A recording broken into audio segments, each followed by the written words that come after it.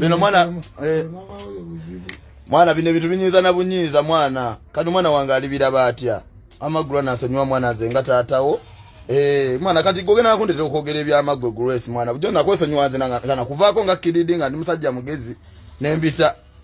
Kati mwana kanjogera ebyama byonna kubanga kati kutumanyi mwana go muteka mbachali musiba bachali balala go manje nzalwa. Omanje enva.